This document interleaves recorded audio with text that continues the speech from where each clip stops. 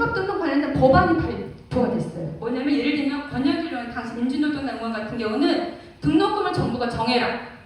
어떻게 정하냐면은 3년 평균 전국 가구 월 평균 소득 이하로 정부가 등록금 정하라고 정했어요. 법을. 좀 볼까요? 안민석 의원 민주당 의원인데 4인 가구 최저생계비의 3배 미만. 이건 한 연간 400만 원 정도 돼. 1년에 400만 원 정도고 4인 가구 최저생계비 3배면 이때 당시 최저생계비 한 120만 원 정도 됐거든요. 3배면 얼마 정도 될까요? 한 400 정도 되겠죠. 그거를 정하고 대신 대학교를 자유를 주기 위해서 상하 1.2배 미만으로 최대값을 받을 수 있도록 약간의 유도리를 주자라는 게 법안이 발의가 됩니다.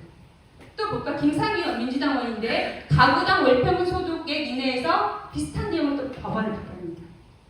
그래서 근데 이 세 가지 법안의 공통을 보면 국민들 등록금을 국민들의 부담, 즉 월평균 소득이 됐건 최저생계비가 됐건 국민들의 생활비 부담, 소득 등과 연계해서 적정한 수준의 등록금 책정해보자라고 했고 또 하나는 이 금액이 또 어떻게 딱 반값 등록금액이랑 딱 맞아 떨어졌어요. 그래서 이렇게 구체적으로 정치권에서도 등록금 관련된 정책을 펴기 시작합니다. 법안이 나왔어요. 그런데 또 이제 불을 지르죠.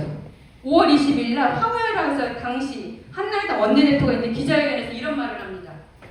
대학 등록금이 무상인 나라도 있다. 최소한 반값으로 했으면 좋겠다.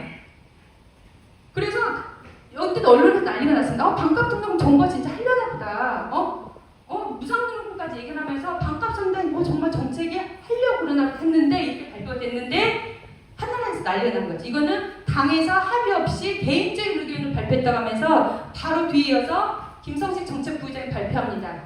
아니야. 황우여가 얘기한 거 아니야. 우리 당론은 아니야. 그러면서 우리 당론은 등록금을 절반으로 줄이는 게 아니라 소득 수준에 따라서 장학금을 주는 방안을 준비하고 있어. 이렇게 발표를 합니다. 그러니까 아까 말했듯이 5월 22일이잖아요. 그래서 학생들이 더 이상 기다려서는 안 되겠다 해서 5월 29일 날 일요일임에도 불구하고 전국의 대학생들이 광화문에 모여서 집회하고 아까 말한 것처럼 모두에게 평등한 반값 등록금을 내라라고 요구했던 과정이었던 거예요. 이해가 되는 흐름에 대해서 이게 얘기를 했고 이 5월 29일 끝난 게 그날이 아니라 계속 학생들이 뭐 국회에도 진입도 하고 촛불 집회도 하고 그러면서 쭉쭉 1년간 계속 반값 등록금 운동을 해왔었어요. 그래서 언론에도 굉장히 많이 보도가 됐고 그래서 정부가 그 해년도 말에 2011년 말에 정책을 발표해서 2012년부터 정책이 도입이 됩니다. 여러분들이 받고 있는 국가장학금 여러분들 받으신 분 많죠? 그 국가장학금 제도가 앞에서 말한 2011년에 그런 대중적인 반값 등록금 운동이 있었고 그것이 정책으로 입안돼서 2012년에 처음 도입이 됐었어요. 그래서 소득에 따라 처음 도입이 됐을 때는 1조 7천억 정도 예산이 있었어요. 했는데 지금은 4조 원까지 늘어났죠. 그래서 저는 국가장학금 제도 얼마나 대단한 거냐면 그 전까지는요. 우리나라의 대학 등록금 정책은 수익자 부담 원칙이었어요. 수익자 부담 원칙. 그게 무슨 뜻이냐? 수익. 대학 교육을 통해서 수익을 보는 거는 학생 개인이잖아. 너니까 네가 등록금을 내. 이게 수익자 부담 원칙이었어요. 근데 처음으로 국가가 수익자 부담 원칙에 대해서 아니야. 일정 정도 정부 부담이 필요해서 국가에서 그 정부 정책 기조를 약간 선회한 정책이에요. 굉장히 의미 있는 정책이에요. 국가장학금 제도가. 그리고 두 번째로는 또 등록금 5% 인하. 제가 앞에서 보여드렸죠. 한 번이라도 등록금이 인하된 적 있었나요? 우리나라 역사상? 그 IMF 때, 미국발 경제위기 때도 동결은 될지언정 인하된 적은 없었거든요. 근데 이때 처음으로 등록금이 사립대학에 5% 인하를 하게 됩니다. 왜 인하가 되냐면 이 국가장학금을 받으려면 인하를 해야지만 준다고 했어요. 대학들한테. 그러니 만약에 연세대에서 인하를 안 했어. 그럼 연세대 학생들은 국가장학금 받아요? 못 받아요? 못 받죠. 난리가 나죠. 그래서 사립대학들이 등록금 5% 인하를 하게 됩니다.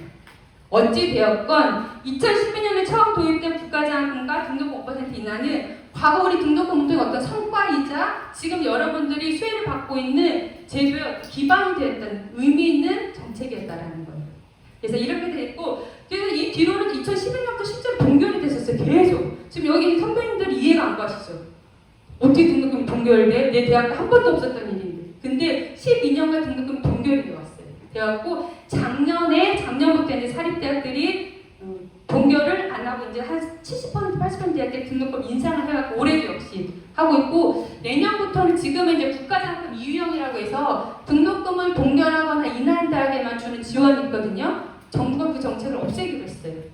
그 말은 그럼 어떤 시그널일까요? 등록금 인상해도 좋다. 약간 그런 시그널을. 그래서 내년부터 등록금이 더 인상될 걸로 보입니다. 제 예상으로는. 됐고, 그렇다면 지금까지 더 많지만 원래는 중요한 맥락을 중심으로 해서 반값 등록금 운동에 대해서 알아봤는데, 그렇다면 성과와 한계에 대해서 제가 간단하게 짚어볼게요. 그래서 성과는 앞에서 말씀드린 것처럼 최초로 등록금이 5% 인하가 됐고, 현재까지 2024년까지 동결되는 정말 등록금 역사에 있어서 있을 수 없는 일들이 실현이 됐다. 이런 성과가 있고, 두 번째로는 소득형 학자금 대출. 이것도 이제 말씀드린 것처럼 한계는 있지만 당장에 그때 당시 학생들 막 대출 받자마자 문자, 그 다음 달 띵 문자가 그랬어요. 이번 달 이자 납부일은 3일입니다.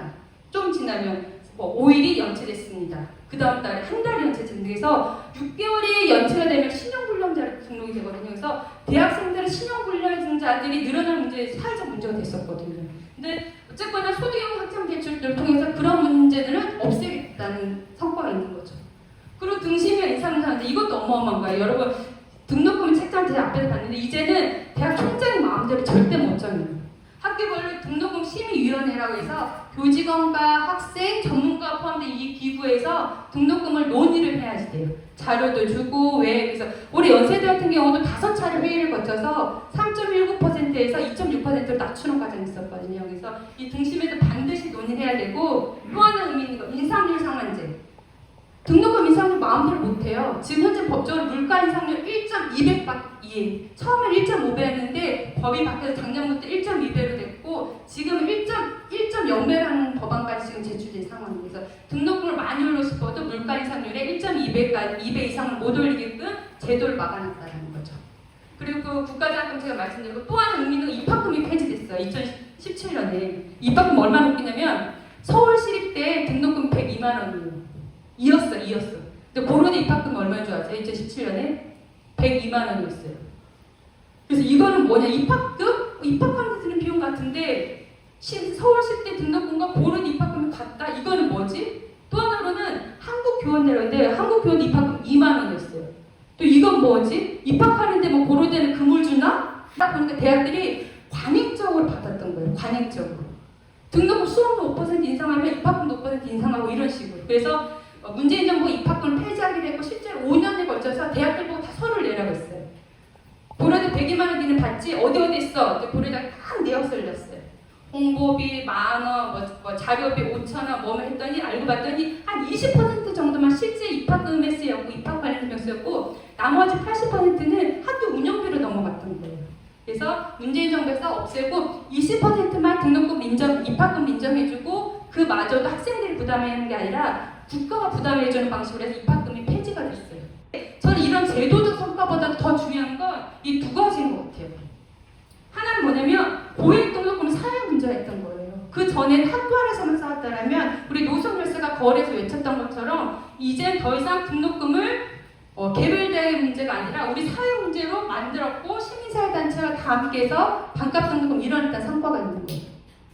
그리고 두 번째로는 제가 말씀드렸죠. 더 이상 교육비는 수익자 부담이 아니야. 이거는 정부 책임 반드시 필요해서 교육비에 대한 정부 책임을 확대했던 그런 성과가 있었다라고 보입니다.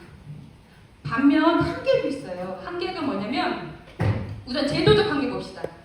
국가장학금 너무 좋아요. 지금 4조 원이 편성돼서 한 대학생들 절반 정도가 지원을 받아요. 그래서 저소득층은 전액을 받기도 하고, 소득 구분위 같은 경우는 연간에 50만 원 정도 받는데, 문제는 이 국가장학금이 등록금 인상이 되건 말건 이건 등록금 인상률을 어떻게 제한을 할 수 없어요.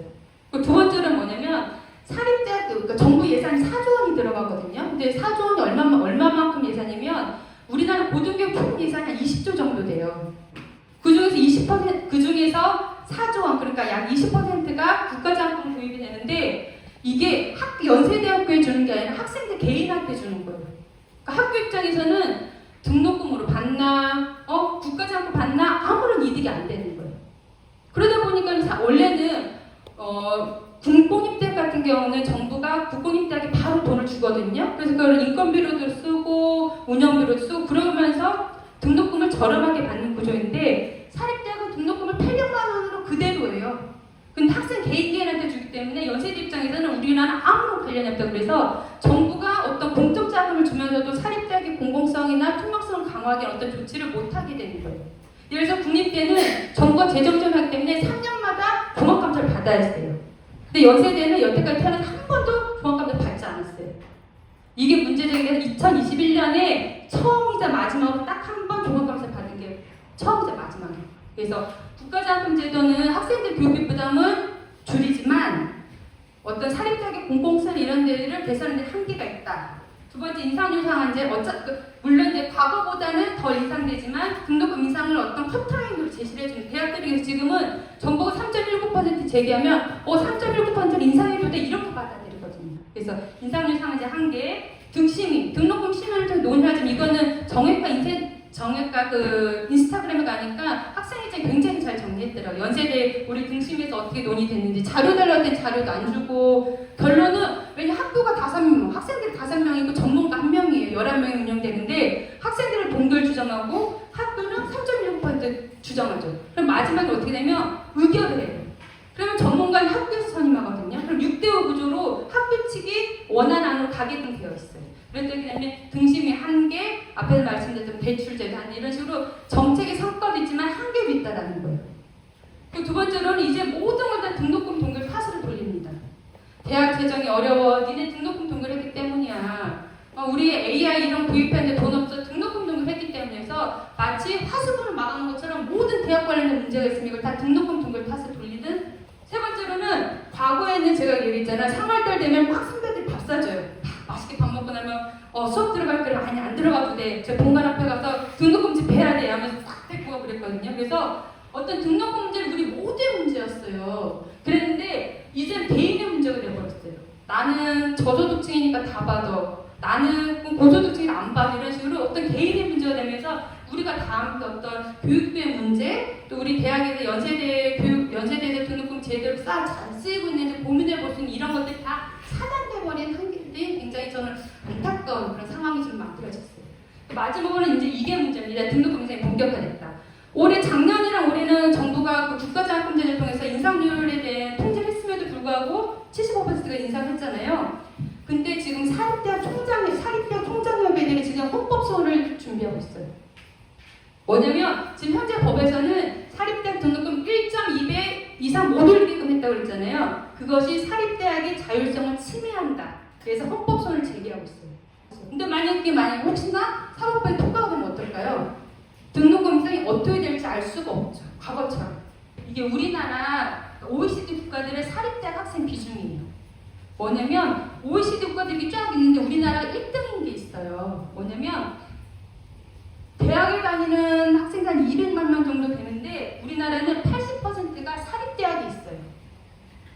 당연하죠. 서울에만 해도 연세대, 홍대, 고려대, 서강대, 동국대, 동덕 다 사립대인데 서울에 있는 공립대 몇 있나요?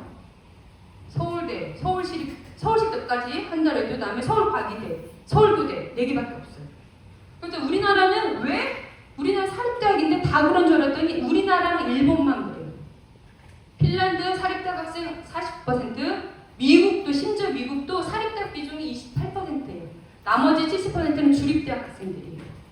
쫙 해서 보세요. 여기 뒤에 없는 건 아예 사립대학 학생들 없는 거예요. 왜 우리나라만 이렇게 고등교육의 사립대학 비중이 높아졌을까?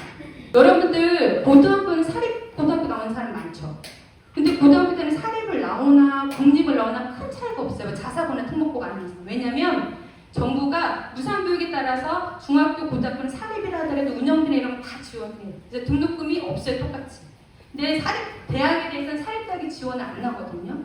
결국은 우리나라는 사립대학 비중이 굉장히 높은 대학이고 정부가 지원 안 하는 구조이기 때문에 여러분들의 등록금을 통해서 운영될 수밖에 없는 구조라는 거예요. 그래서 이것에 대해서 좀 한번 왜 우리나라만 사립대학 비중이 이렇게 높을까? 어떻게 되겠지? 한번 좀 생각해보는 계기가 됐으면 좋겠어요. 그간 등록금이 12년간 동결이 됐잖아요. 그래서 원래 2007년도에 이런 보도가 있었어요. 그때 당시 고려대 어윤대 총장이 있는데 그때는 이런 많은 정보가 없을 때였어요. 우리나라 등록금 그때 한 700, 800 정도였는데 우리나라 등록금 싸다. 한 1,500만 원까지 올려야 된다. 외국과 비교하면 이런 인터뷰를 했어요. 그래서 진짜 그런 줄 알았어요. 근데 2008년도부터 OECD에서 교육 관련된 통계 지표를 내기 시작했어요. 그런데 그때 우리나라가 국공립 등록금은 51등, 사립대 등록금은 미국 다음 2등이었어요. 그래서 오윤대 총장이 했던 그 1,500만 원 적정하다는 게 거짓말이 된 거예요. 그래서 되게 됐는데 그때 당시 98년 그때쯤에가 사립대 2등이었는데 12년간 동결이 됐음에도 불구하고 우리나라는 미국, 스페인, 호주, 일본이 이어서 5등이에요. 아직까지도 등록금 높은 게. 근데 또 여기서 의미 있는 건 뭐냐면 5등이지만 앞에서 봤듯이 미국이나 스페인, 호주 같은 경우는 국공립 비중이 높아요. 우리나라는 이 5번째 등록금 부담한 사립대 비중이 대다수죠. 그래서 결론은 실제 국민들의 부담을 따지면 우리나라는 5등이 아니라 1등, 2등일 수도 있다라는 얘기예요. 또 마지막입니다. 여러분 우리 그 헌법 그 31조에 교육받을 권리 있는 거 아시죠? 암기 많이 하셨죠? 그래서 교육받을 권리, 누구나 국민들은 능력에 따라 평등하게 교육받을 권리가 있다. 근데 그게 무슨 의미인 줄 아세요? 그래서 거기 교육받을 권리라는 게 어떤 기회의 균등이죠, 기본적으로. 근데 92년도 헌법재판소가 이렇게 멋있는 말을 했어요. 교육받을 권리는 교육 기회를 균등하게 보장하는 기회 균등만 의미하는 게 아니야. 뭐냐면 국가가 국민들의 교육을 잘 받을 수 있도록 조건을 개선, 정비하고 이에 대해 국민들이 적극적으로 요구할 수 있는 권리까지 포함해라는 거였어요. 그렇다면 우리가 거리에 나가서 반값 등록금을 요구하고 연세대에 대해서 연세대 교육 여건을 개선하라 이런 것들은 우리가 단순히 등록금을 조금 낮게 받고 싶은 그런 것이 아니라 근본적으로 헌법에서 보장하고 있는 교육받을 권리를 보장받기 위해서 하는 운동이라는 거예요. 아시겠지만 우리 노수영 열사 아시죠? 연세대 부학번. 근데 한 분이 더 계세요. 권희정 열사라고 성신여대 9학번이신데 권희정 열사도 노수영 열사 같이 1996년도 4월 11일에 돌아오셨는데 이때 당시 성신여대 등록금이 100원 이상이 됐어요. 근데 문제는 왜 인상이 됐는지도 안 알려주고 도대체 뭐 아무것도 협정도 안 해주는. 그래서 총학생 간부셨는데 총장실을 점거해서 단식 농성이 들어갔어요. 요구하는 게 그거였어요. 등록금 협의 자리 나와라 제발 대학 재단아. 두 번째 왜 인상이 되는지 좀 알려달라. 논의기구를 맞춰 알려달라. 그 두 개를 목표로 단식 농성하던 중에 몸이 많이 편찮으셨고 병원으로 이송됐는데 돌아가셨어요. 그래서 이 권희정 열사와 노선 열사는 우리 대표적으로 우리 학생들 교육권학법 주장에서 헌신하시다 돌아가신 두 분의 열사이십니다. 그래서 기억을 했으면 좋겠고 앞에서도 말씀드렸지만 두 가지 올해 내가 낸 등록금이 과거 정말 90년도부터 이어진 많은 그런 우여곡절 속에서 많은 사람들이 싸웠고 반값 등록 운동을 통해서 그나마 이 정도 낼 수 있었다라는 거 하나.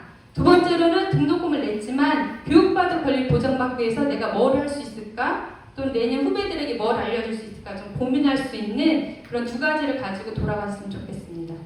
이상 제 강연을 마치고